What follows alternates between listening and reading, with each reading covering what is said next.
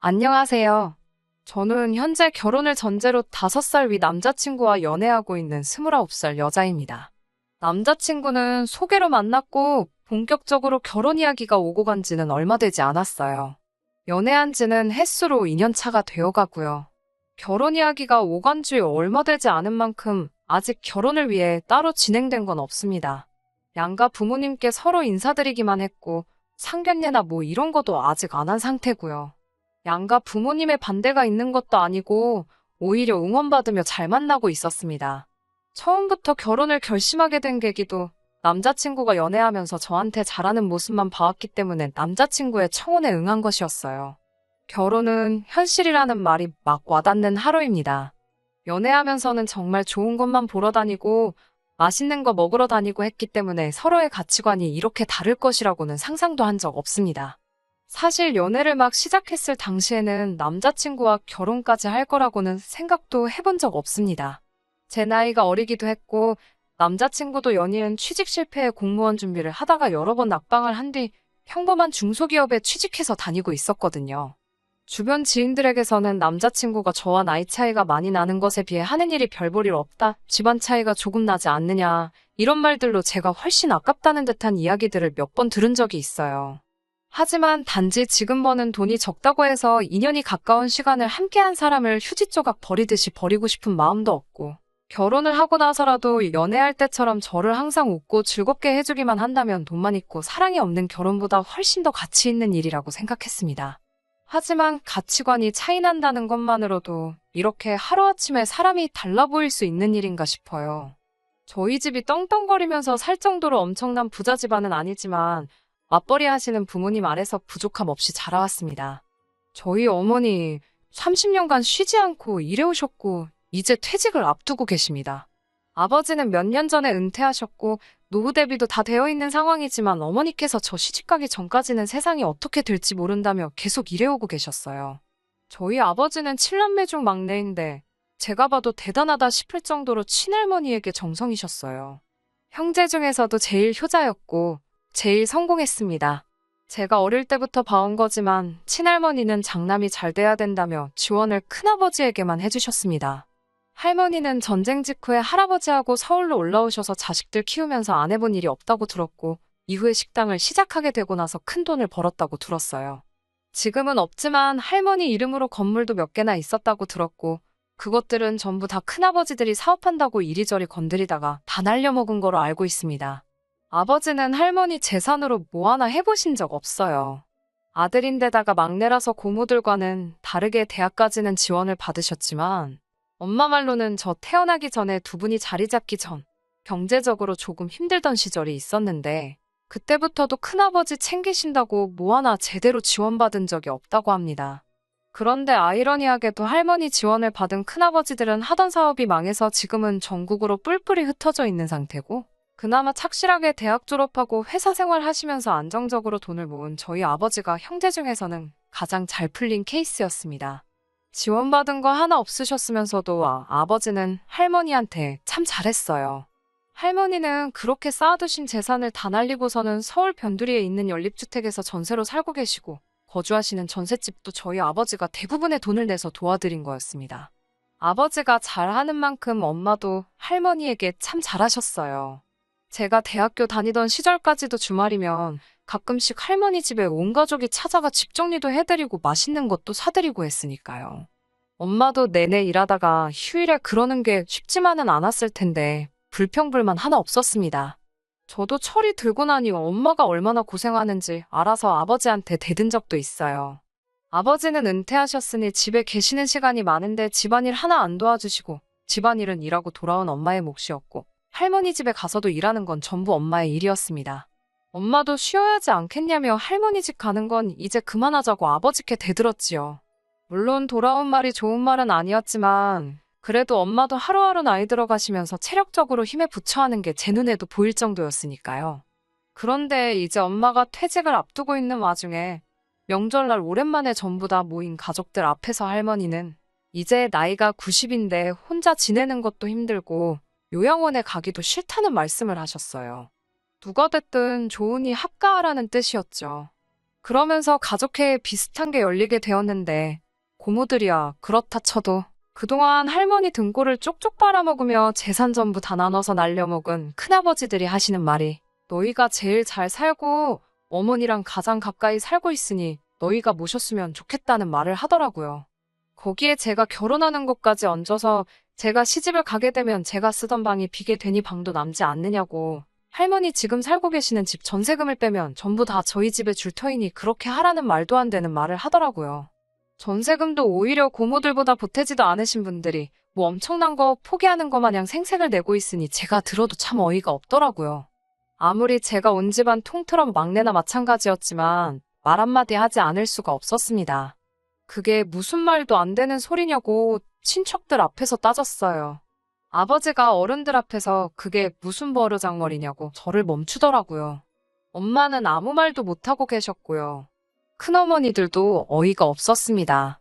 곧 회사 그만둔다고 들었다고 그러면 이제 집에 있는 시간이 많아지니 시어머니 모시기도 딱 좋겠다고요.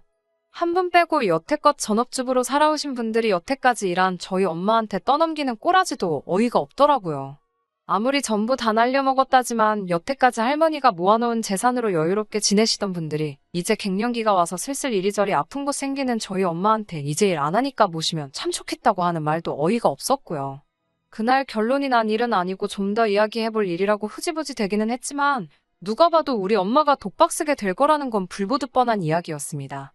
아버지 말 맞다나 어른들 일에 제가 끼어드는 게 주제넘은 일일 수도 있지만 이대로 평생 우리 엄마 혼자만 다 떠안는 꼴 보기 싫어서 나중에 엄마만 따로 해서 제가 한마디 했어요.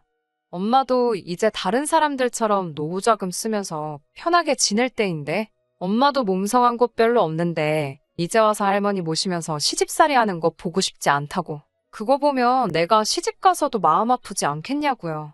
할머니한테 받은 거 하나도 없다면서 할머니가 애지중지하던 장남인 큰아버지도 있고 할머니 재산 가지고 사업하다 날려먹고 나서 전부 지방으로 도망가 놓고 돈 떨어져 개털된 할머니 거들떠도 안 보고 지내는 다른 며느리들 있는데 왜 엄마만 혼자서 독박을 써야 하냐고. 그리고 그날도 별것도 아닌 것처럼 엄마한테 떠넘기려는 큰엄마들 못 봤냐고요. 그럴 바에야 요즘 황혼이혼이 유행이라던데 엄마도 차라리 아빠랑 이혼하고 엄마의 삶을 살았으면 좋겠다고. 이건 아무리 생각해도 아닌 것 같다고 제 생각을 솔직하게 말했어요. 엄마는 대번에 네 아빠랑 살아온 세월이 몇 년인데 그런 것 가지고 이제 와서 이혼이라니 무슨 말도 안 되는 소리를 하냐며 저를 나무랐어요. 꼭 모시지 않더라도 다른 방법이 있을 수도 있으니 아빠랑 상의하면서 알아보고 있다고. 할머니 전세금에 형제들 십시일반해서 우리 집 근처에 방 하나 얻어드리는 것도 생각하고 있고. 할머니 나이가 이제 90인데 이런 말 하면 안 되지만 얼마나 더 사시겠냐고. 오죽 외로우시면 저러시겠냐고. 아직 은퇴 안 했다 생각하고 몇 년만 더 고생하는 것은 일도 아니라고 하셨어요. 사람 좋은 게 나쁜 건 아니지만 참 답답하다는 생각이 들었어요. 집안일이라서 사실 동네방네 떠들고 다닐 만한 일은 아니지만 저도 워낙에 답답한 나머지 남자친구와 데이트를 하다가 고민이라는 식으로 이 사실을 털어놓게 되었습니다. 그런데 오히려 남자친구는 제가 이 일 가지고 엄마한테 이혼도 생각해보라 한 사실에 엄청 충격을 받은 모습이었습니다. 오히려 제가 그런 식으로 생각하는 게 말도 안 된다는 듯한 말투로 이것저것 물어보더라고요. 처음에는 이혼이라는 말을 어떻게 그렇게 쉽게 꺼내냐고 믿음이 안 간다면서 반대로 입장 바꿔서 생각해보라고 너는 너네 부모님들이 그러신다고 해도 똑같이 모실 생각이 없는 거냐고 물어보더라고요. 저희 부모님 맞벌이 하시면서 노후 준비도 완벽하게 되어 있으시고 저한테 손 벌리실 일 절대 없다고 대답하니 사람 일이 어떻게 될지 모르는 거 아니냐고 하더군요. 그러면 반대로 엄마가 모시는 게 시어머니가 아니라 외할머니였으면 아빠한테 엄마랑 이혼하라고 할 거냐고 또 묻더라고요. 저희 외할머니는 5년 전에 돌아가셨고 할머니 요양원 가기 싫어서 자식들한테 신세 지려는 것과는 다르게 요양원에 들어가셨고요. 요양원 계실 때도 저도 엄마 따라 몇 번 다녀와 봤는데 뉴스 같은 데서 나오는 것과는 다르게 괜찮았거든요. 꼬치꼬치 묻는 질문들에 전부 대답을 하기는 했지만 기분이 조금 그랬어요. 제가 고민이라고 남자친구한테 털어놓은 요지는 이렇게 우리 엄마가 힘들었고 친척들이라고 있는 게 다들 남일인 것 마냥 우리 엄마한테 떠넘기기 바쁜 모습이 너무 실망스럽고 한편으로는 너무하다는 말을 하고 싶었던 거였거든요. 그런데 남자친구는 집요하게 왜 우리 엄마가 할머니 모시는 걸 가지고 제가 나서서 이혼을 하라 마라 하느냐. 그게 너가 기분 나쁠 일이 뭐가 있냐 말하더라고요. 나중에 가서는 그래서 앞으로 너네 부모님은 어떻게 하실 계획이냐는 것까지 묻길래 아직 모시기로 확정된 것도 아니고 집 근처로 방을 하나 얻어드릴 계획도 있으신 것 같다는 계획도 말해줬어요. 그랬더니 남자친구가 그건 조금 아니지 않냐고 반대를 하더라고요. 누가 보면 우리 엄마가 이혼하는 거를 남자친구한테 허락을 받아야 하는 것처럼 보일 정도라는 생각이 들었어요. 남자친구는 자식된 도리로 부모님을 모시는 게 당연한 거 아니냐고 말을 하길래 그때부턴 저도 남자친구 반응에 기분이 되려 안 좋아져서 자식된 도리로 부모님 모시는 게 맞으니 아빠 혼자 모시면 되는 거 아니냐. 엄마가 할머니 자식도 아니고 며느리일 뿐이고 할머니 모시게 되면 집안일이고 할머니 수발 드는 것까지 다 엄마 몫이지 아버지가 하는 게 아니지 않느냐고 쏘아붙였어요. 그 말을 듣더니 남자친구가 그건 아닌데 라고 말하며 참 걱정이 된다고 하더라고요. 자꾸 자식된 돌이 운운하면서 오히려 저희 친척들 편을 드는 것 같은 모습에 이 사람이 지금 왜 이러나 싶더니 남자친구가 그러는 이유는 따로 있더라고요. 그러면서 구구절절 자기 어머니 이야기를 꺼내더라고요. 남자친구와 결혼 이야기가 오고 가는 중이었으니 저한테는 예비 시어머니 되실 분이지요. 아무튼 본인 어머니가 어떤 삶을 살아왔고 얼마나 힘들었는지 주절주절 말을 꺼내기 시작했어요. 본인 어머니, 아버지가 IMF 때 구조조정을 당하면서 이후에 하는 일마다 다 실패하는 동안에도 자식들 굶기지 않겠다고 온갖 굳은 일 마다하지 않고 살아오셨다. 이제 나도 결혼을 하고 안정적인 상태가 되게 되었으니 이제는 효도를 하고 싶은데 너가 말하는 걸 보면 너는 부모님께 효도할 생각이 없는 사람처럼 보인다. 그게 참 걱정이다. 이런 식으로 말을 하더라고요. 자식이 다 컸으니 부모님께 효도하는 건 당연한 거고 저도 효도를 안 하겠다고 말하는 건 아니지만 남자친구가 말하는 안정적인 상태라는 말이 조금은 거슬리더라고요. 결혼하자마자 안정적인 상황이 되는 게 아니잖아요. 결혼할 때 양가지원 받기로 했지만 예비시댁 형편상 많은 걸 도와줄 상황은 아니었습니다. 다행스럽게도 남자친구 회사에서 복지제도로 사내복지기금을 통해서 은행보다 저렴한 이율로 주택구입자금을 융자해주는 시스템이 있어서 대출을 많이 끼고 신혼집을 구하게 되었거든요. 그러니 효도는 당연히 그 대출금을 다 갚고 난 뒤라고 생각하고 있었습니다. 그런데 남자친구가 말하는 효도는 결혼하자마자부터 자기 부모님께 생활비를 드리고 싶다는 말이었고요. 저는 그거는 아닌 것 같다고 솔직하게 이야기했어요. 아무리 이자가 싸다고 하더라도 모아놓은 돈이 적어서 대출금이 워낙에 크기 때문에 한 달에 이자로 나가는 돈만 해도 무시 못할 테고 남자친구 말 맞다나 사람 일 앞으로 어떻게 될지 모르지 않냐. 효도를 하려면 대출금을 다 갚고 나서 하는 게 맞지 않겠느냐고 따졌지요. 남자친구는 당장 자기 어머니는 일하기에도 몸이 너무 망가진 상태라 이제 조금 편하게 지냈으면 하니 이해해 달라고 하더라고요. 일할 만한 체력이 안 되는 건 우리 엄마도 마찬가지 아니지 않냐. 거기에 할머니까지 모시게 된 상황이라고. 그런데 대출금 갚으면서 우리가 버는 돈 가지고 양가에 어떻게 생활비를 드리겠다는 거냐고 물었더니 남자친구는 너희 부모님은 노후 준비가 다 되어 있다고 하지 않았냐. 거기에 할머니 모시게 되면 전세금 뺀 돈까지 생기는 건데 당장은 안 드려도 아무 문제 될 게 없는 거 아니냐고 하더라고요. 경우가 다르니 이 부분은 제가 이해해줘야 한다고 하면서요. 대출금 다 갚고 나면 그때 가서 드리자고요. 우리 엄마가 할머니를 모시게 되었다는 이야기를 하고 있었는데 어쩌다 이런 이야기까지 오게 된 건지 모르겠지만 남자친구의 태도는 강경했어요. 더 이야기해봐야 결론도 나지 않을 것 같고 싸우기만 할 것 같으니 그만 이야기하자고 했는데 남자친구는 끝까지 말을 보태더라고요. 제가 엄마한테 이혼하라고 하는 행동은 너희 어머니가 불효를 하게 만드는 거나 마찬가지라고 하면서 엄마가 제 말을 듣고 이혼을 결정하게 되신다면 부모를 내친 불효자 집안의 여식을 며느리로 드리는 자기 어머니의 기분이 어떻겠냐면서요. 나중에 진짜 우리 도움이 필요할 때 며느리 눈치 본다고 아무 말도 못하지 않겠냐고 그것만 생각하면 참 어머니가 불쌍하다고요. 그 말에 저는 기분이 너무 상해서 당분간 연락하지 말자고 하고 그냥 집으로 돌아왔습니다. 제가 이기적인 걸 수도 있어요.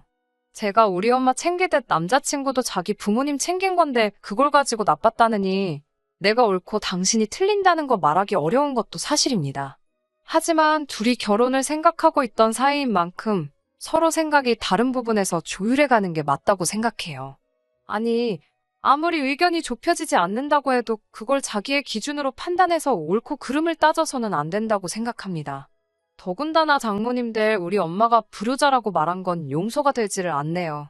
솔직히 이제는 확실하게 엄마가 할머니 안 모셨으면 좋겠고 남자친구와 결혼도 다시 생각해보고 싶은 심정입니다. 남자친구도 어디 한번 해보자는 건지 벌써 일주일째 아무런 연락이 없고요. 참 답답한 마음에 이렇게 사연 보내봤습니다. 후기입니다. 벌써 한 달 만인가요? 남자친구와는 결국 헤어졌습니다. 할머니는 저희 부모님이 모시기로 결정되었고요.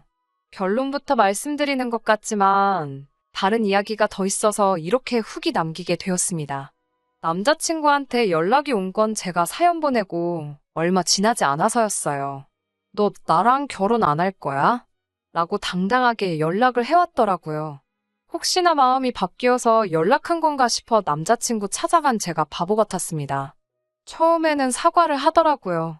결혼 준비하면서 서로 조율해 나가야 할 부분을 자기가 일방적으로 말한 것 같았다고 미안하다고요. 거기서 끝날 줄 알았는데 아주 상상도 못한 폭탄을 던지더라고요. 예비 시어머니한테는 제가 이런 생각을 가지고 있다는 건 아직 말은 안 했답니다. 결혼 전인데 벌써부터 저를 싫어하게 만들 수는 없다면서요. 그러면서 제 생각을 알고 싶어서 물어보는 거라고 말을 꺼내더니 자기는 사실 나중에 자기 부모님을 모시고 살 생각이 있어서 그런데 제가 그런 생각을 가지고 있다는 거에 놀라서 그날 그랬던 거라고 설명하더라고요. 저는 남자친구의 폭탄 발언에 놀라서 말도 잇지 못하고 있는 상황이었는데 용돈을 드리는 건 제 말대로 대출금을 다 갚은 이후로 미루자고 하면서 지금이라도 생각 고쳐먹고 어머니가 할머니 모시는 거는 당연한 일이고 윗물이 맑아야 아랫물이 맑은 법 아니겠냐고 저도 어머니를 보고 효심을 배우는 게 어떻겠냐고 하더라고요. 제가 미쳤냐고 차라리 생활비를 드리면 드렸지 모시고 살 생각은 없다고 딱 잘라 거절했더니 남자친구가 싱글벙글 웃더라고요. 그러면 생활비 드리기로 결정한 거다. 라고 말하면서 대화를 끝내려고 하더라고요. 남자친구의 유도신문이었고 저는 바보같이 거기에 넘어가고 말았던 거죠. 그래서 저도 알겠다고 참 효자 났다고 오빠네 부모님들은 밥을 안 먹어도 배가 부르시겠다고 생활비는 오빠가 앞으로 실컷 드리라고 말하고 그렇게 효자면 그냥 앞으로도 쭉 결혼하지 말고 부모님 모시면서 행복하라고 말하고 집으로 돌아왔습니다. 남자친구는 제 반응에 정신이 나간 건지 집에 가는 길부터 해서 미안하다고 하다가 갑자기 제 욕을 했다가 다시 미안하다고 했다가 아주 난리도 생난리가 아니었어요. 저한테 잘해주는 모습만 보고 결혼을 정한 대가가 이렇게 큰 건가 하는 생각도 들었습니다. 정말 인연이란 세월 만나오는 동안 이렇게 고집이 세고 자기만 아는 사람이라는 건 상상도 한 적이 없었거든요. 미리 알았더라면 결혼 이야기 오고 갈 필요 없이 진작에 헤어졌을 텐데 말이에요. 아무튼 애타게 잘못했다고 부모님 모시고 살 생각도 없고 생활비도 줄 생각 없다며 저한테 사과하는 남자친구와는 그렇게 안전이별했습니다. 결혼하고 나면 또 어떻게 바뀔지 모르니 기회조차 줘서는 안 된다는 생각이 들었거든요. 아무튼 제 이야기는 이렇게 끝이 났고 우리 엄마와 할머니 이야기가 남았네요. 사실 우리 엄마도 할머니 모시고 살겠다는 결정을 내리기까지 많은 고민이 있으셨을 거예요. 아버지도 엄마의 결정을 듣고 미안한 마음이 더 컸을 거라 생각됩니다. 아무튼 친척들에게 전부 다 연락을 돌려서 최종적으로는 할머니를 모시고 살기로 했으니 생활비조로 얼마씩은 매달 보내줬으면 한다는 통보를 했고 할머니 집 전세금 뺀 돈과 부모님 돈을 합쳐서 제가 다니는 회사 근처에 오피스텔을 하나 얻어주고 제가 독립하는 쪽으로 이야기가 진행되었어요. 그런데 할머니도 생각한 것보다 고단수셨더라고요. 할머니도 다 생각이 있으셨던 거예요. 평생 일궈놓은 재산 날려먹은 자식들과 지원 한번 받지 않고도 끝까지 할머니 챙겨왔던 우리 부모님에 대한 건 이미 계산에 있으셨나 봐요. 그래도 자식이라고 뿔뿔이 흩어져서 제대로 자리도 잡지 못하고 사는 거 마지막에는 신세지고 싶은 게 아니라 도와주고 싶었던 마음이 크셨나 봐요. 사실 할머니가 큰아버지들 때문에 개털이 되기는 했지만 그 와중에도 마지막을 위해 숨겨둔 건물이 하나 있으셨던 거예요.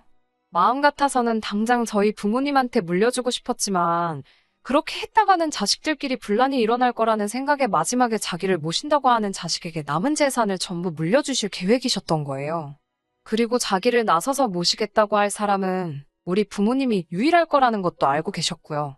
할머니는 모시기로 결정했다는 말을 들으시자마자 우리 부모님, 특히 엄마한테 정말 고맙다고 말을 해주셨어요.